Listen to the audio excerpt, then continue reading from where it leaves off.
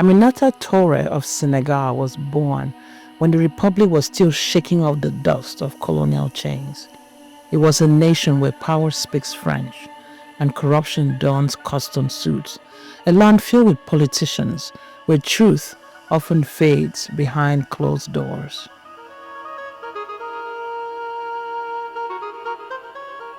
In this place of quiet storms and loud betrayals, Aminata Touré emerged not as someone waiting to be chosen, but as someone destined to challenge the very concept of power. She would not inherit a crown. She would carve her place with conviction. Her enemies would call her ruthless, and her allies called her relentless. This is not the story of a woman who played by the rules. It is the story of one who rewrote them. She didn't rise to power on charm or compromise. She rose with fire, and her name was whispered in fear by the corrupt and in hope by the voiceless. This is the story of Aminata Touré of Senegal. The truth about Africa from Africans. As we continue our series on the great women of Africa who were exercising their rights to shape their world long before women's rights was a thing, we'll delve deeper into the story of Aminata Touré. She was born in 1962, just 2 years after Senegal gained independence from France on August 20th, 1960. Aminata quietly began to forge her identity while the country celebrated its newfound status. Her father was a railroad mechanic, and her mother was a homemaker. Not exactly the pedigree of power, but in their small home in Dakar, the lessons were ancient and exacting. Dignity was earned, not bought. Justice wasn't theoretical, it was lived. And silence in the face of wrong was never an option. From an early age, Aminata displayed an insatiable curiosity, part scholar, part rebel. She didn't just memorize. She challenged, she questioned, she demanded better answers. Teachers remember her not just for being brilliant, but for being brave. She was a student who raised her hand not to recite, but to interrogate the logic of the lesson. She wasn't just learning for herself, she was sharpening her mind for a battle she hadn't yet defined. In a country where girls were often raised to be quiet wives, she was being shaped into something more dangerous, a woman with a mission. Her brilliance carried her beyond Senegal's borders to France, where she earned a master's in economics from the University of Burgundy, and later a doctorate in international financial management from the University of Aix-Marseille. But don't mistake her for a foreign-trained elite detached from her roots. In France, she witnessed firsthand the subtle racism of bureaucracy, the arrogance of foreign aid, and the coldness of institutions that claimed to care for the global South, but didn't. Her academic training was rigorous, but her real education came from observing these contradictions. She didn't study international finance to simply count money. She aimed to track where the stolen wealth went. She didn't pursue a PhD for prestige. She sought tools to expose the system's blueprint. At every turn, she chose the path of impact over comfort, and it showed. By her 30s, she was already consulting across Africa on justice reform and women's rights, collaborating with the United Nations Population Fund. In field offices from Côte d'Ivoire to Mali, she acted as a strategist, teaching young women how to fight back and helping communities seek justice on their own terms. She didn't wait for change from above. She organized it from below. By the early 2000s, Aminata Touré was not only well known in activist circles, she was also feared in bureaucratic ones. Her reputation as a no-nonsense reformer with an unshakable moral compass made her a natural ally and a formidable opponent. Then came the pivotal moment in 2012. Macky Sall won the presidency, defeating the long-ruling Adwalaye Wade. The nation was craving transparency, accountability, and reform. So Sall called on Touré not to advise from the sidelines but to enter the fray. He appointed her Minister of Justice. With this decision, Senegal's political elite felt the dynamics shift. Aminata was not interested in handshakes or photo ops. She came with a list, a plan, and the quiet fury of someone who has spent a lifetime witnessing injustice go unpunished. Before she became Prime Minister of Senegal, before she stood trial against powerful adversaries, and before she made enemies who could ruin careers and destroy reputations, Aminata Touré stood alone at the edge of a political system built to exclude people like her. Yet she didn't flinch.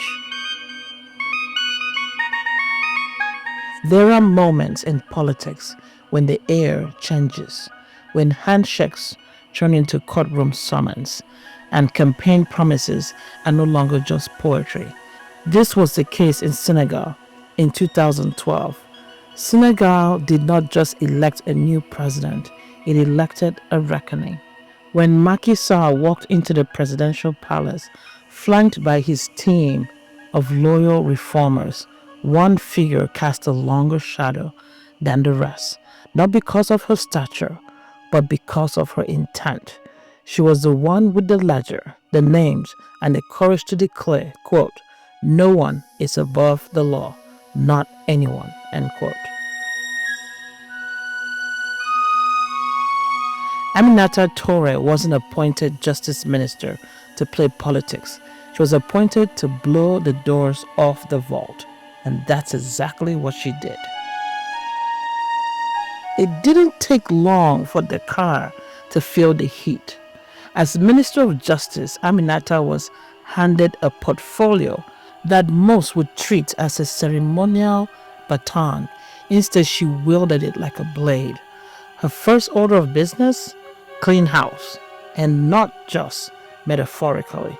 She dusted off the long-forgotten files of corruption cases, gathering cobwebs in locked drawers, files that other ministers pretended didn't exist. She ordered audits, launched investigations, and when she discovered that Senegal had lost billions to graft embezzlement and state looting, she made it public. With icy calm, she declared, quote, "The law must apply to everyone without exception," end quote. This phrase sounded noble when uttered in speeches, but when spoken by Aminata Touré, it became a threat because she meant it. The name Karim Wade was synonymous with political royalty. As the son of former President Abdoulaye Wade, he had been dubbed, quote, "the Minister of Sky and Earth," end quote. A sarcastic nod to the endless number of portfolios he controlled during his father's administration. He was a prince in all but name, a figure of untouchable privilege until he wasn't. In 2013, under Aminata Touré's leadership, the Senegalese government accused Karim Wade of illegally amassing over 240 million through shell companies and shadowy accounts across Europe and the Middle East. Touré didn't hesitate. She ordered his arrest. This explosive move sent the political class into a meltdown. Critics called it a witch hunt. Loyalists called vendetta. And international observers leaned in. But Aminata held her ground. With every camera trained on her, she stood firm. She said, "Justice in Senegal will not be selective. This is about principle, not politics." Senegal's court for the repression of illicit enrichment was reactivated for the case. A dominant institution feared for its sweeping powers was suddenly breathing fire again. And behind it, a woman with no time for deals. However, her ultimate goal wasn't just to imprison a few wrongdoers. She wanted to eliminate the incentive for corruption altogether. That meant going deeper. She implemented civil service reforms, creating a system that works for the people. Touré believed that corruption didn't always stem from greed. It often originated from desperation. So she aimed to rebuild Senegal's public institutions from the ground up. She advocated for meritocracy in the civil service, attempting to dismantle the old patronage system where jobs were distributed like political favors. She pushed for the digitization of public records and service delivery so that bribes and backdoor deals could no longer hide behind paper trails. Transparency through technology was her vision. She promoted the idea of allowing citizens to report inefficiencies, delays, or outright corruption via hotlines and digital platforms. In short, she wanted the system to function so efficiently that people wouldn't feel the need to pay bribes to obtain a passport or a permit or other government issued benefits. That's just not reform, that's resistance through efficiency. Having served as Minister of Justice, Touré understood better than anyone that no reform could endure without a judiciary that was free from political influence. She campaigned for independent judiciary councils. She aimed to shift the process of appointing and promoting judges away from the president's office and into independent councils. She implemented training programs for judges and lawyers. These programs focused on ethics, international standards, and procedural integrity. She instituted specialized anti-corruption courts. So rather than only addressing cases against high-profile individuals, these courts aimed to expedite justice for everyday Senegalese citizens affected by petty corruption. Of course, these efforts made her a target. When one empowers the law to be independent, those who benefited from impunity suddenly see such a person as a threat rather than a reformer. This was the case with Aminata, but she didn't flinch. She wasn't just building for the present, she was building for the future. But here's the catch that no one warned her about.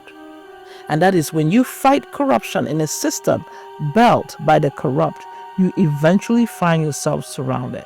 Aminata Touré quickly realized her greatest obstacle wasn't just the accused, it was the establishment itself. Within the very cabinet she served, whispers grew louder. Power brokers who once smiled at her now gritted their teeth in meetings.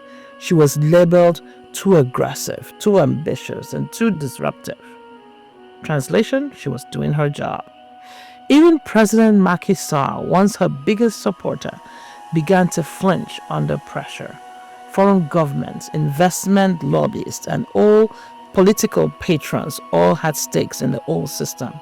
Touré's warpath threatened the entire ecosystem.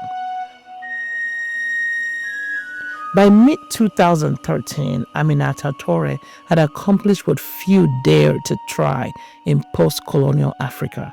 She put powerful men behind bars. Karim Wade was convicted and sentenced to 6 years in prison for illicit enrichment. It was historic, polarizing, and defining of her tenure. Aminata served as Minister of Justice from 2012 to 2013, after which she was appointed Prime Minister on September 1, 2013. Just months later, despite her popularity with the public and her reputation as a reformer, Touré was abruptly dismissed from her role as Prime Minister after serving only 8 months. A record rise followed by a chilling fall. Some claimed it was due to her failure to win a key mayoral race, but insiders knew better. She had become a threat, not to the opposition, but to her own party. She had done too much, too fast, and too honestly. In Senegalese politics, that kind of righteousness doesn't always win elections. Most politicians, after such a public fall, would retreat, write a memoir, join a board, or disappear. Aminata Touré did none of that. She stayed. She criticized her party's drift, refused to endorse Macky Sall in his bid for a third term. She spoke openly against backroom politics and betrayal. Though her tenure as prime minister lasted less than a year, her impact resonated far beyond the marble halls of power. After her dismissal, women organizations across West Africa rallied behind her. Her appointment wasn't just a milestone, it was a mirror held up to a nation and a continent. Because in Aminata Touré, as in all the women leaders who came after colonialism, Africa didn't just see a woman in power, it saw a return to something ancient before colonial rule, before imported patriarchy, before diversity hiring became Western talking points. Africa had its own warrior queens, its own female generals, its own stories of power that wore a woman's face. Aminata Touré wasn't an exception, she was a continuation. The world cannot lecture us on democracy while turning a blind eye to the suppression of dissent in countries they fund. This was her statement, diplomatic but never docile. In a global system that often tokenizes African voices, giving them 5 minute slots to speak on panels they didn't design, Aminata hijacked the microphone. She didn't just speak for Africa, she spoke as Africa, complex, uncompromising, and bold.